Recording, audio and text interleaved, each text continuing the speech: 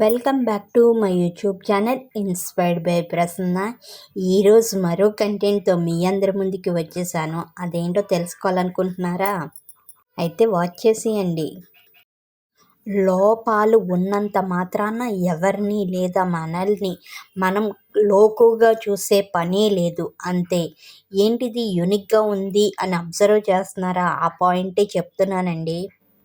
మనిషిగా పుట్టిన తర్వాత వెంటనే ఎవరూ పరిపూర్ణులు కాలేరు.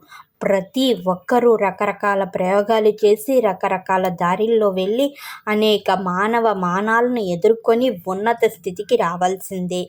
గమ్యాన్ని చేరాక ఎంత గొప్పగా అందరికీ కనపడవచ్చు కాక మొదట్లో అందరూ మనలోనూ ఎన్నో లోపాలు ఉండడం అత్యంత సహజం.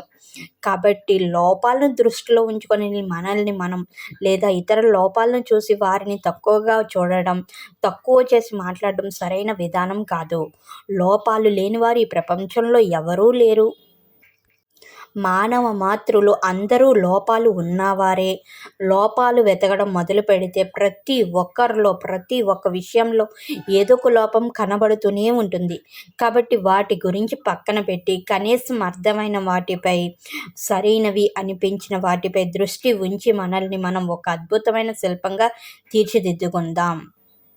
Thank you for watching. ఇలాంటి మరెన్నో కంటెంట్ వీడియోస్ కోసం డెఫినెట్లీగా వాచ్ చేసేయండి. Inspired by Prasanna.